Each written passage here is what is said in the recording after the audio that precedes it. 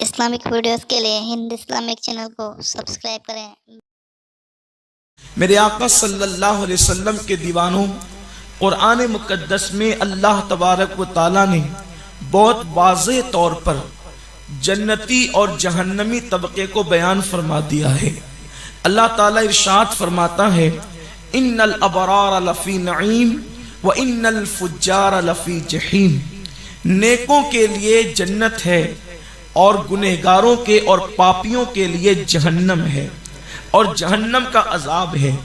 قرآن مقدس بالکل واضح بات کرتا ہے۔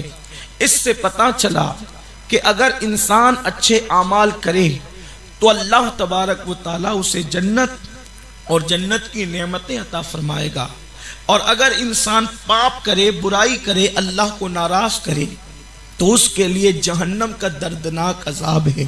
اور دنیا کا کوئی انسان ایسا نہیں ہے جس کے جسم کے اندر اتنی طاقت اور قوت ہو کہ وہ اللہ کے عذاب کو برداشت کر سکے۔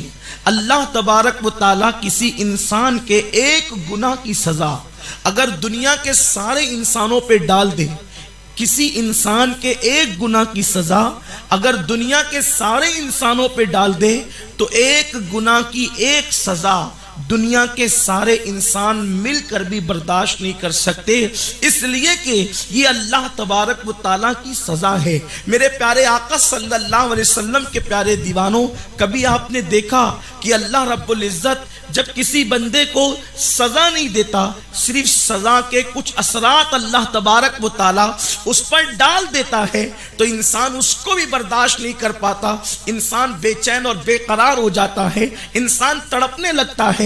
اللہ اکبر! جب اللہ رب العزت کا وہ دردناک عذاب جب جہنم کے عذاب کی شکل میں انسان کو دیا جائے گا تو انسان کے اندر وہ قوت کہاں سے پیدا ہوگی کہ وہ اللہ کے عذاب کو برداشت کر سکے۔ آپ جانتے ہیں اللہ کے حبیب غیب دا نبی صلی اللہ علیہ وآلہ وسلم ارشاد فرماتے ہیں کہ اللہ تبارک و تعالیٰ نے جہنم کے اندر جہنمیوں کے لیے جس عذاب کو تیار کر رکھا ہے، کسی کان میں اتنی طاقت نہیں ہے کہ اللہ رب العزت کے اس عذاب کو وہ سن کر برداشت کر سکے، کسی زبان میں اتنی طاقت نہیں ہے کہ اس مکمل عذاب کو بیان کیا جا سکے۔ اللہ اکبر! فرمایا گیا جہنم کے اندر جو عذاب دیا جائے گا، اگر دنیا کے جانوروں کو پتہ چل جاتا کہ جہنم کے اندر عذاب کیا ہے تو تم اللہ اکبر کسی جانور کے جسم کا گوشت نہیں کھا سکتے تھے، اس لیے کہ جانوروں کے جسم پر خوف الہی اور خشیت ربانی کی وجہ سے تمہیں گوشت ہی نظر نہیں آتا، ان کی ہڈی سے ان کا چمڑا مل جاتا۔ آپ جانتے ہیں جن لوگوں کو جہنم کے بارے میں معلومات ہوئی ان لوگوں نے پوری رات اللہ کے خوف سے رونے میں گزار دی، رب کی خشیت میں گزار دی۔ آپ جانتے ہیں ام المومنین اما جان عائشہ صدیقہ رضی اللہ تعالیٰ عنہ پورا دن اور پوری رات اللہ کی خشیت سے یہ کہہ کر کے روتی تھی کہ اللہ میں کس زبان سے تیرا شکر ادا کروں کہ تو نے ہمیں جہنم کی آگ سے بچا لیا ہے۔ حضرت قاسم جو سیدہ عائشہ صدیقہ رضی اللہ تعالیٰ عنہ کے بھتیجے ہیں، وہ فرماتے ہیں کہ کبھی کبھی وہ اللہ کے عذاب پر ایک آیت پڑھتی اور اسی آیت کو پڑھتے پوری رات گزار دیتی۔ حالانکہ عائشہ صدیقہ کس عورت کا نام ہے؟ وہ اس مبارک خاتون کا نام ہے جس کی شان میں اللہ نے قرآن میں سورہ نور نازل فرمائی ہے، جس کے بستر پہ قرآن نازل ہوتا ہے۔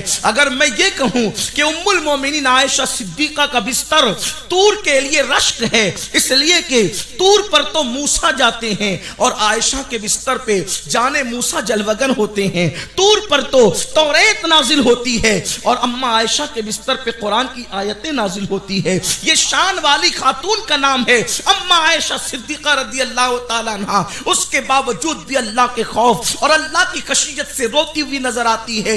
ام المومنین نے ایک مرتبہ رسول پاک صلی اللہ علیہ وآلہ وسلم سے پوچھا، یا رسول اللہ، ہم ہم دنیا کا کامیاب انسان کس کو کہہ سکتے ہیں؟ تو اللہ کے رسول صلی اللہ علیہ وسلم فرماتے ہیں عائشہ جس کو اللہ نے جہنم کی آگ سے بچا کر جس کو جنت میں داخل کر دیا وہ دنیا کا کامیاب انسان ہے۔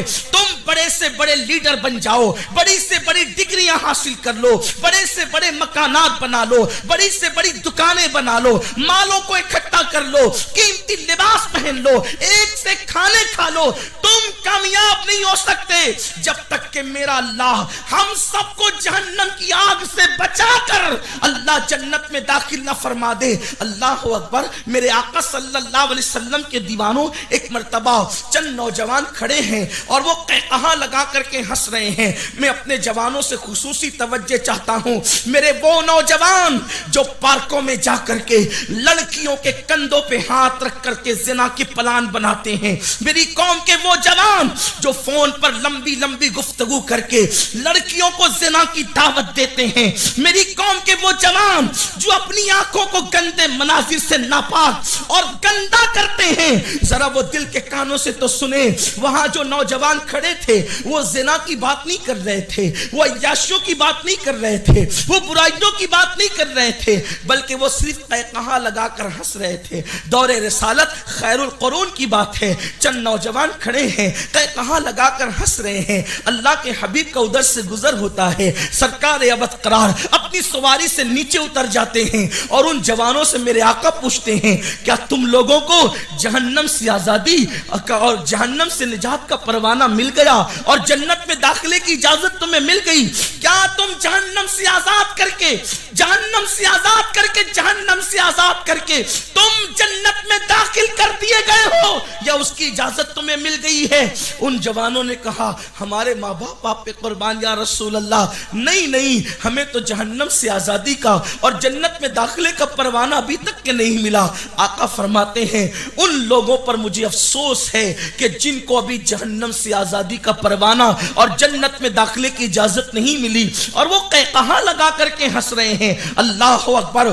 پھر اس کے بعد ان جوانوں کو کسی نے مدینہ منورہ میں قہقہا لگا کر کے ہنستے نہیں دیکھا۔ میں آپ سے پوچھنا چاہتا ہوں، نوجوان صرف قہقہا لگا کر کے ہنس رہے ہیں تو اللہ کے رسول ان سے پوچھتے ہیں کیا تمہیں جنت میں داخلے کی اجازت مل گئی؟